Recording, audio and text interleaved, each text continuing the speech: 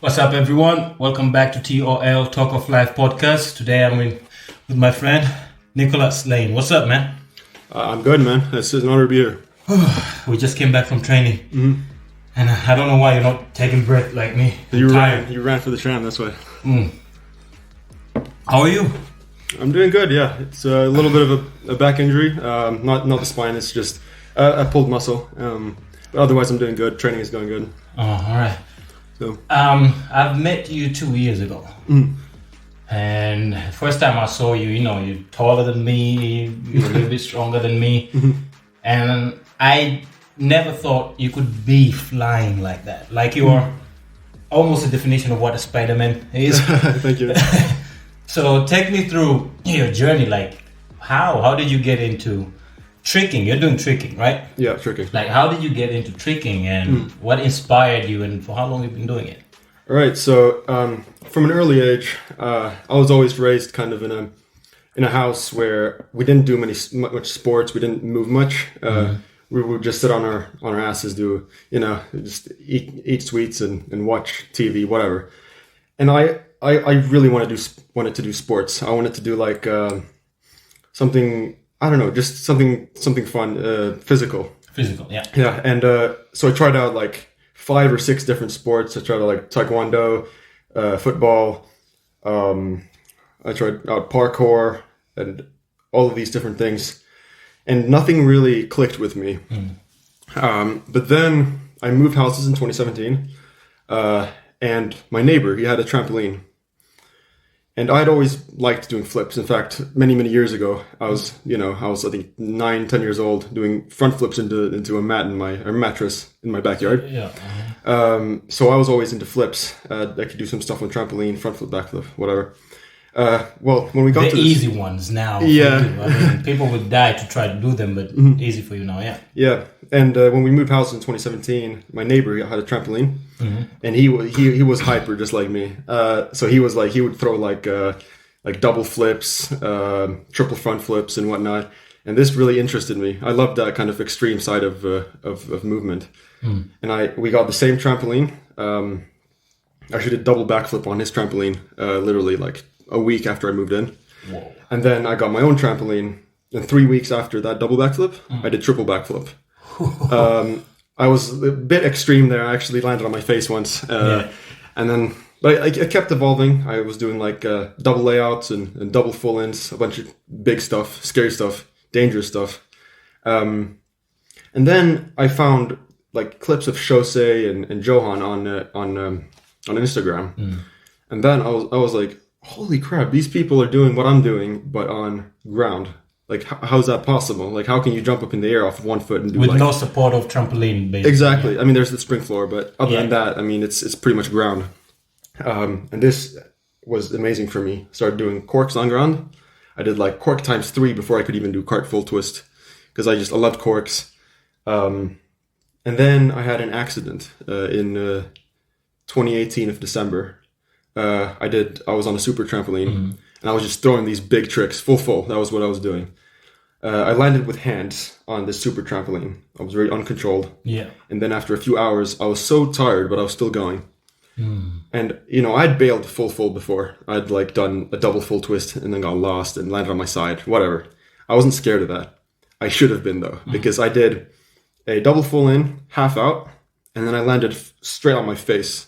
From 4 meters up on this trampoline. Was this your first big accident when it comes to tricking and flips? Yes, so this was like an eye opener for me. This is when I would say I started tricking, even though I started doing like corks before that. So this is the day I was like, you know what, I can't do like tramp stuff. Like tricking is what I want to do. All right. And it very quickly switched for me. I actually tore this muscle, and it's still kind of a little bit bigger than this side after many years, or 5 years. But either way, it was a scary accident. I scratched on my face, like bit a hole in my lip. I tore this muscle. I couldn't lift my head up when I leaned back. Whoa. So I had to use my hands just to bring myself up. Yeah, people, when they see people doing trickings or acrobatics or parkour in the streets, they think it's cool. They think, oh, these people are amazing, but they actually, most of them don't know how much hard work, how many injuries we have, like how many thousands time you have to do one trick to perfect it that you do it somewhere in the show or in the streets. They don't see the journey. Yeah, they don't see the journey. And I can say, like, I have never seen anyone who does parkour, acrobatics, or any of what we're doing who has never been injured. Yeah. And there are some injuries like commonly you have to get them, basically, like, you know, your ankles and stuff like that. These are normal injury. There's just a time limit when you start, when you're gonna get it. Yeah. And like, I'm amazed of what you have. You have so much control of your body, awareness. Because tricking, I do more of, you know, just jumping, just do some flips, back handspring, and it feels like my rotations, my movement are always on same kind of form. Yeah. Excuse me. Same kind of form. It's like if I go backwards, I go backwards. If I go front, I go front. But your movement, not only you're going backwards, but you're also twisting while you're going backwards. So the awareness of where your body is, where you're going to land, that for me is like amazing to see. That's the main difference between gymnastics, something like gymnastics, and tricking. So in tricking, we don't use as much of that like two-dimensional. It's two-dimensional flips and twists. We also have flat spin in our tricking. So every tricker spins one way. Usually you can do dark side tricks, which would be spinning the opposite way. But usually we spin, what would it be? It would be counterclockwise. All right. That's the way I spin as well. And so we train everything on that flat spin axis. All our tricks and our setups for these big tricks, they're all kind of on that flat spin, kind of off axis. And so it's a bit different from something like gymnastics. Yeah. I mean, if someone who has no idea who wants to do something like that, either gymnastic or tricking, and he tells you what's the easy, where should I go first? What would be your advice for the person? Kojo's Trick Lab. Kojo's Trick Lab is this website. They have a YouTube channel. They also have an Instagram account.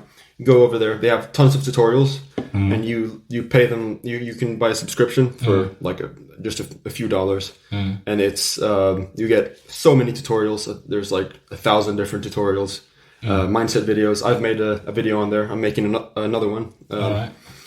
And so that's a really good place to start. You can just start with the beginner program, or just check out some tutorials. They have like. Check it out. Yeah, they have a lot of basic stuff there, so you can get started with that. Once you have the foundation out, then you can start working on building your building. Start with the foundation and then build up from there. Like in terms of growing up, did you grow up in big cities or a small town? I actually moved quite a bit.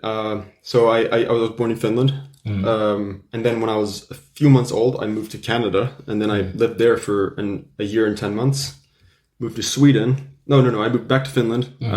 Stayed there till I was 6. Then moved to Sweden, and then I've been living here since. So you've only been moving through cold places. Yeah, I hate it. I hate it. I need some heat in my life. Go to Brazil. Did you ever tell your parents, like, can we go somewhere? Thailand, you know? Yeah, for sure. But yeah, so I moved around a lot, and I've pretty much grown up here in Sweden. That's it. Yeah. I grew up in Africa, Zanzibar, Tanzania, and coming here was, you're faced with a lot of differences in culture.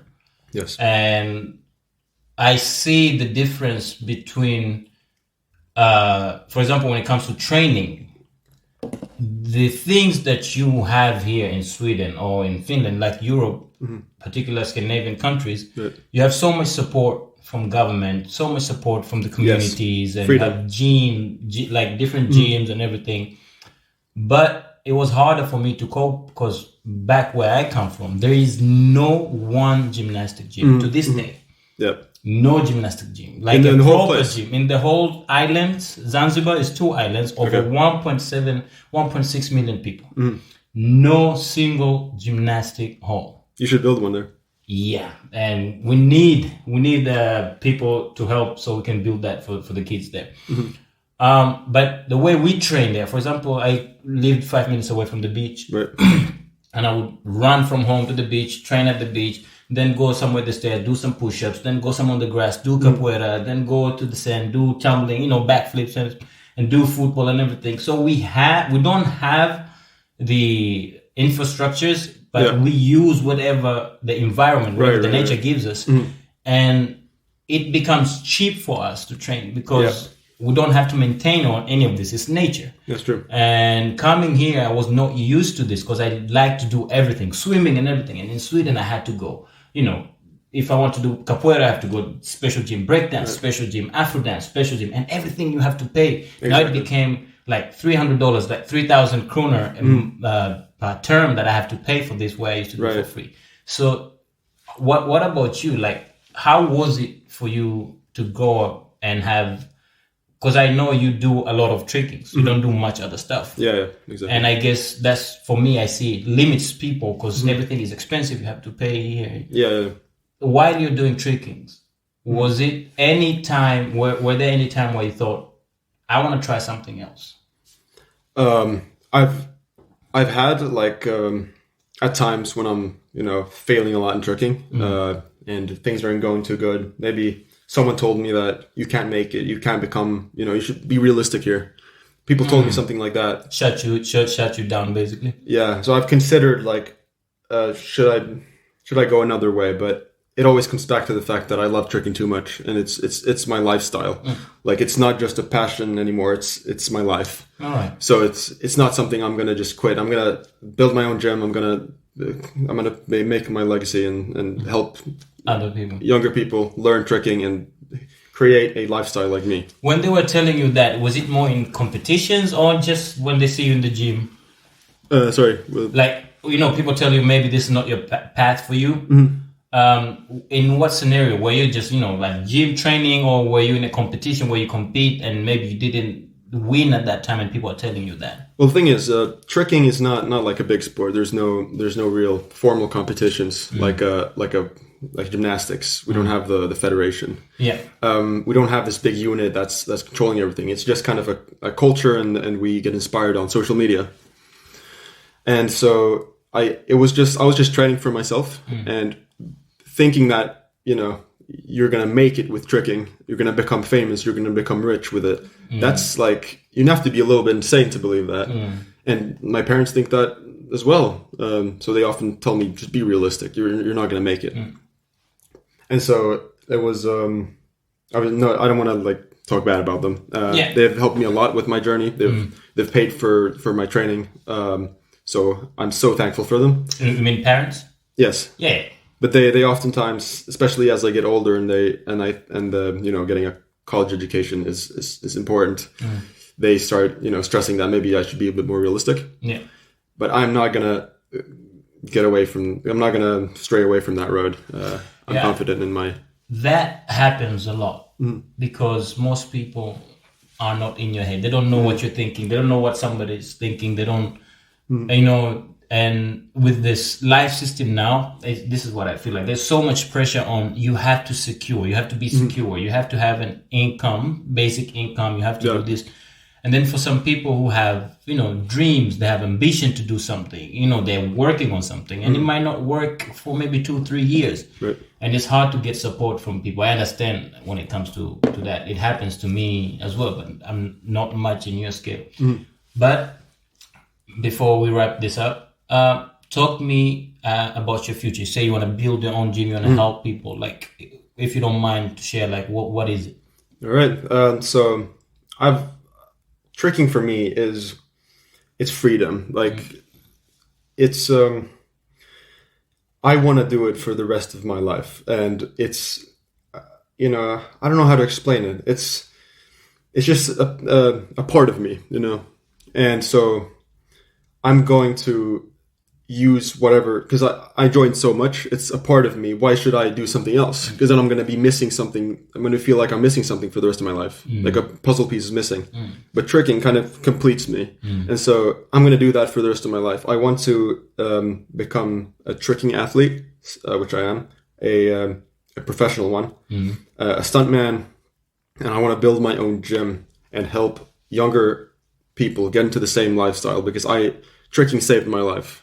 Tricking, I have had a lot of tough times, and tricking has always been there. It's a bit of a toxic relationship, you know. It's a love-hate relationship at times. Sometimes I hate it, sometimes I love it, but it always sticks. It has its own challenges, basically, but I see what you're saying. Like it is a part of what you found yourself somewhere. And I think it can help other people too. So if I build a gym, I teach younger people to do tricking, find that passion, and then make it a lifestyle. It can actually help people, even save people at times, like it did for me. So me and my friend, where I came from, we tried to find a place. As I told you, we never had a specific place. Right. And that becomes hard because sometimes, you know, people are like, oh, we want to play football. You can't train now. Oh, we want to do this, want to do this. So me and my friend, we tried to build something. So we bought a land. It's like 50 meters. Yep. 50 meters, yeah. One side and then 25 the other. So it's like a half a football pitch. Yeah. And we've tried to slowly, we're raising a little bit money to build, you know, like walls so we can have our own where people won't be able to kick us out. We can train whenever we want and everything. And I hope in the future I would like to work, because tricking is not big in my country, but I know there's a lot of kids with so much talent, so much possibility with their bodies and what they do. And I would like, you know, for us to build a bridge, you know, bring your knowledge, and you go there, you see what they do, and you get, you know, knowledge from the people from Zanzibar, from Africa.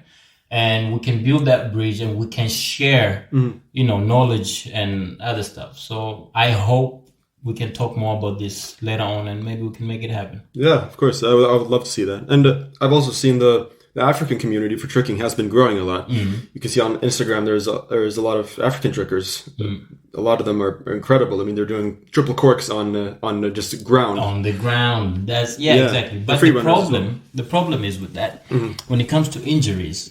Here you go, you know, you have a special places, special doctors that are, you know, that is very expensive. Yes, of course. So someone's dreams can just go shut down very quickly with a small injury. They need a floor. Yeah, they need a floor. Also, most of us, I know this from experience, we watch on YouTube a small clip or from the movie, and we try to copy that. We don't know the tutorials. We don't know okay, in order to be able to do up here, you have to start this step, this step, this step. So with the knowledge that you have, you can go there, and you and maybe bring other people, and we can try to share each other. Right. You know, to share the knowledge to them. Yes, of course. Yeah. And I hope that will happen. Yeah, that would be awesome. I would love to see that. It's we can try to make it happen. Maybe raise fund and find a place where. Yeah, I would love for tricking to spread across the world. It would actually make me really happy, because that's one of my biggest goals. That should be also one of your main goals, because and inspiring people as well. Yeah, because I'm actually the tallest triple corker and dubber. So I want to be able to push the limits of tall tricking, you know, because thing is, like, it's a lot of for me at least, and for other tall trickers, they think it's impossible. Like, because everyone is so short. Yeah, a lot of trickers are, you know, they're shorter and faster, you think, and everything. Yeah, that's why I told you when I saw you the first time, I didn't. Like, you are like a Spider-Man. You're like paper that's very big, huge, and everything. But the control of your body is amazing. So I hope we get to sit back again here and talk more of the development and where you'll be and stuff like that. Let's do that. This was nice. Yeah, it was. Thank you so much. Thank you for having me, Nicolas. Hope I'll see you next time. Talk of Life podcast. Bye. Peace.